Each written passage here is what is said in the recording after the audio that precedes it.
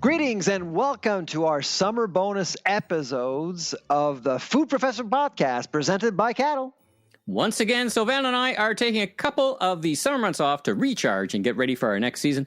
So as the official podcast for the CL Food Innovation Show this year in Toronto and spending some time at the Ontario Craft Wineries Conference in Niagara Falls, Sylvain and I had the opportunity to interview some of the leading thought leaders, brands, and makers in the food industry. As the saying goes, these are their stories.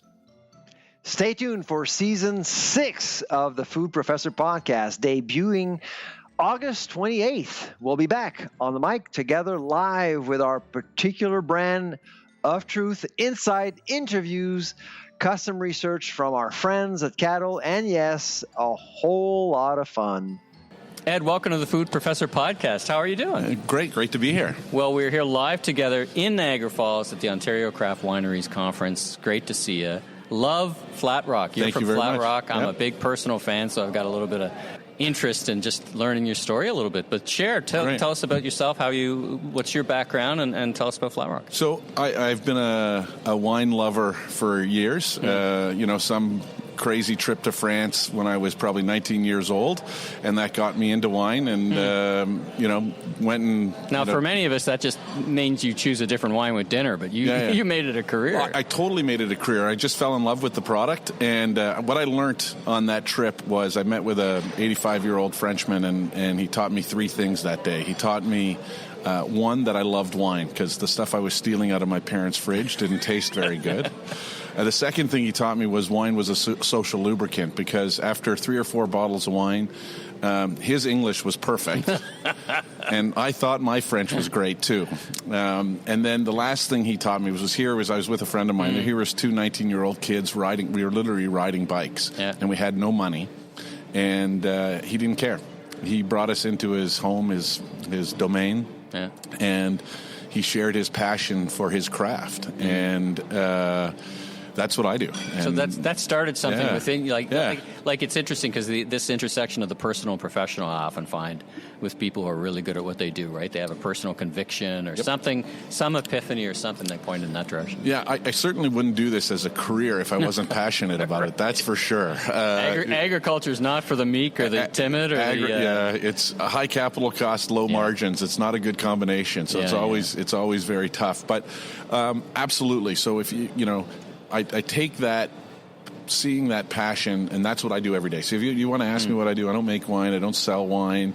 I try and share my passion every day for me, one of the greatest I'll say the greatest beverage going. Great good karma. Yeah, absolutely. Great good karma. That's a wine. That's a specific wine for those listening who may not be. A great Chardonnay. And where are you located? So we're located in the 20 Mile Bench. It's a little wine geeky, but near the town of Jordan, just on the crest of the Niagara Escarpment. So you're of the 3 major wine areas. You're in the Niagara. We got a national audience. So absolutely. So Niagara Peninsula. Yep. And we're at the more west end of the Niagara Peninsula, so away from Niagara on the lake. It's a beautiful area for making wine, and we're on a really gentle bench that slopes down towards Lake Ontario, and we're just perched up at the top of it. And if you ask me about Flat Rock Cellars and what we do at Flat Rock Cellars, I think we do 2 things.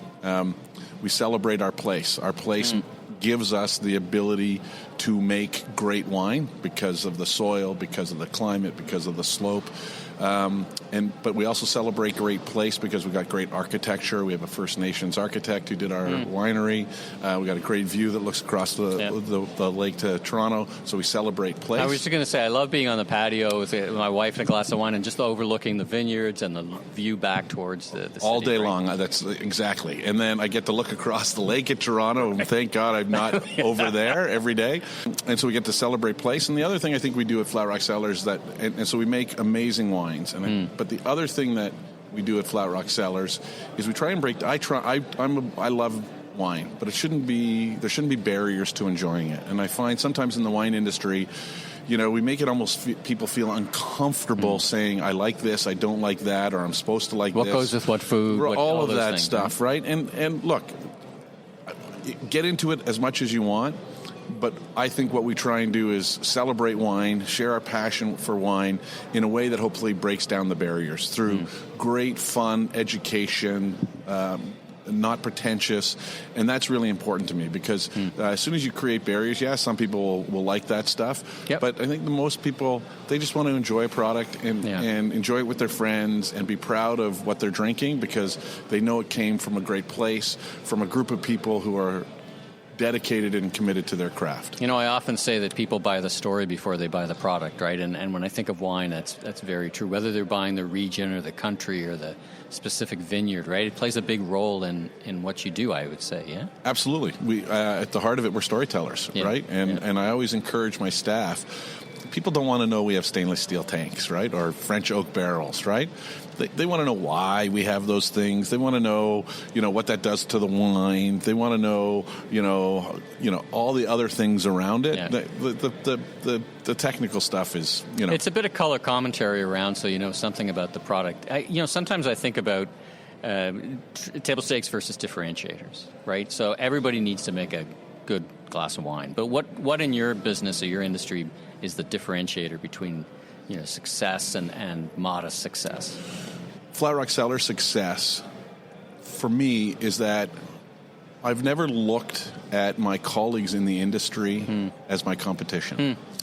And that means a few things. First, it means I love working together and collectively and having great relationships and partnerships with fellow wineries in the industries.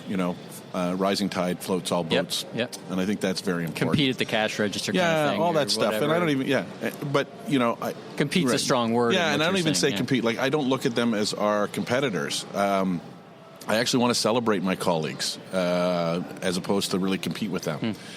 I look at the competition as everywhere else. Right.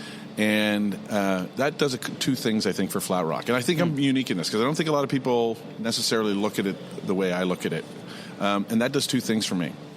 The bar becomes pretty high. Like, there's a lot of good wine out there in the world. Yeah. And I want to make wine better than every single drop of wine that's out there. So my bar, for me to be successful, is probably way higher than I could possibly get, maybe. I think I can get there.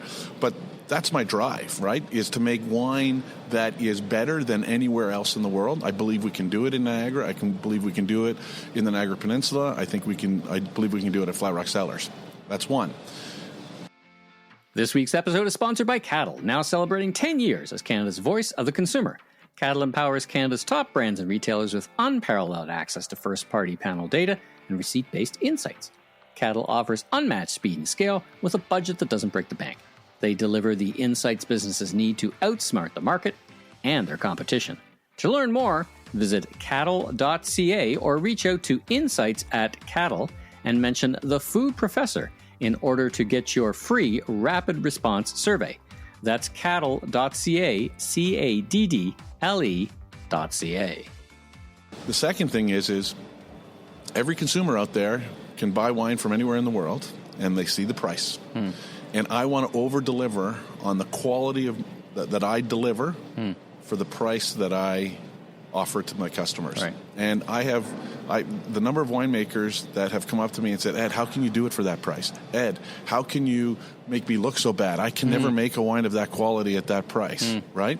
And that is separate. That's what's built my reputation. And I think we have, I'll argue, the best quality going, but we offer it at a price that is competitive globally. And I'll always challenge, if I go to a sommelier at a restaurant and I want them to buy my wine, and let's say they have a Pinot Noir on their list, and say it's the same price as Flat Rock Cellars, I'll say, let's taste the wine blind, and if you choose the imported one, I don't want you to take my product because you won't feel passionate about it. But if you pick my wine, then you're going to take my product because I know you're going to go, oh my God, I can't believe this wine is better. You're going to get behind it, right? Yeah, and that's part of building community. I mean, part of your concentric circles of building community is with the trade, with the restaurants, with how you go to market. Let's talk about going to market for a bit. Great. The world has changed in Ontario and Canada. Changes sometimes daily, but really there's been a fairly tectonic change in the past number of years, even pre-COVID or COVID, where you could deliver to the doorstep. Yep. But now it's even changed with the commercialization and going to retail. Talk about your journey about going to market.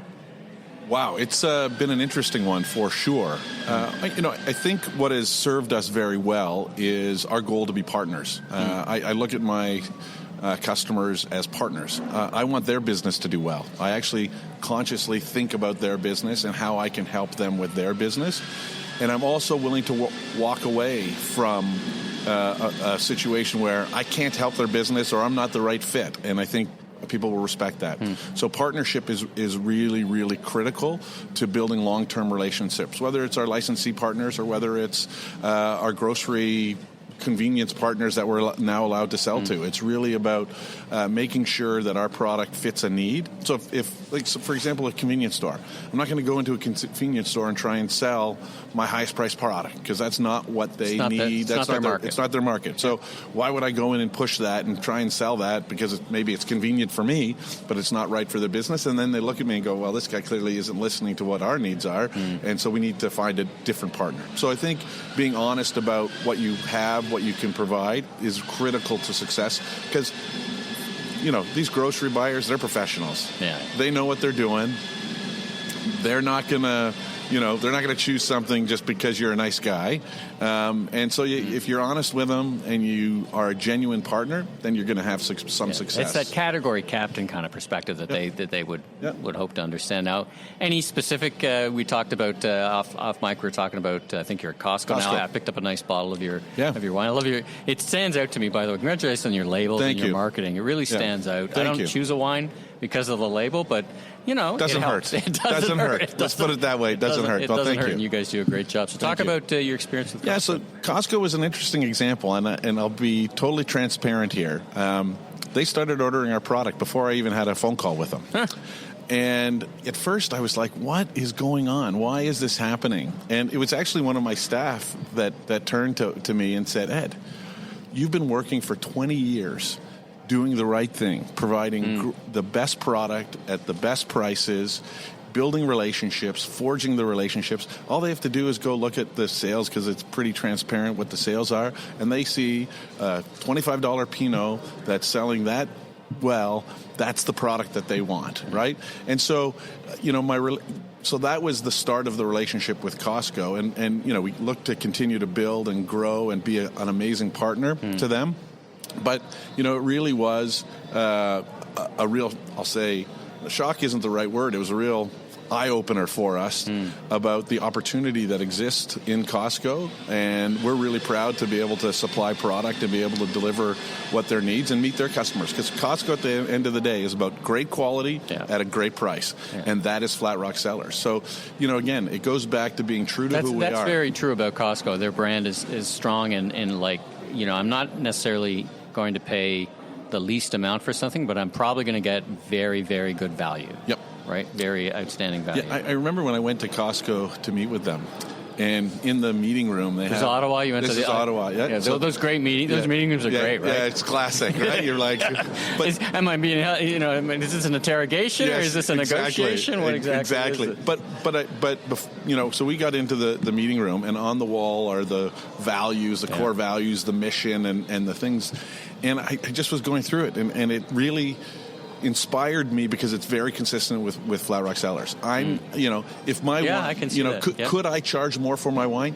Absolutely, I'm confident that I could. Do I want to? No, because that to me is cheating my customers. Right? At the end of the day, I said since day one at Flat Rock Cellars, and I think you might be a perfect example because you went in, you probably you had a great experience at Flat Rock Cellars. You enjoy the wine, and my goal, I always say to my staff, our goal isn't to sell somebody something exclusively today, right? Like shove it down their throat. The product isn't good. It's overpriced. But man, they bought a bottle and they left here and they went, man, I felt like I was forced to buy a bottle and it was overpriced and I liked it, but it wasn't, it was okay, right?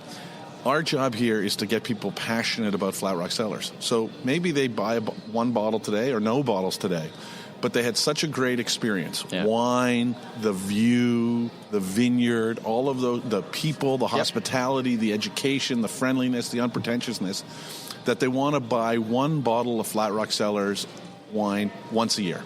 If I can get everybody that's come to Flat Rock Cellars to buy one bottle of wine once a year, every year for the rest of their lives, I'm going to say that's a recipe. That's a W. Yeah, that's a win. I'd walk away. That's a win, and that's really what. And now you've got no more distribution, right? So I know I shop at Costco, and every time we go, we just pick up a bottle of wine. Yeah. Just because we're there and we see a bottle of wine, we pick one up. Yeah. We don't need one. I got a cellar full of it. Yeah. But we're going to pick a bottle of wine, and we just pick by hey, they look like the Flat Rock. I haven't had that in a while. It's like been too long. Let's get one of them. But you had an experience, and you do it. So that you're a great example of our efforts. Thank you. It works every once in a while. That's great. I love it.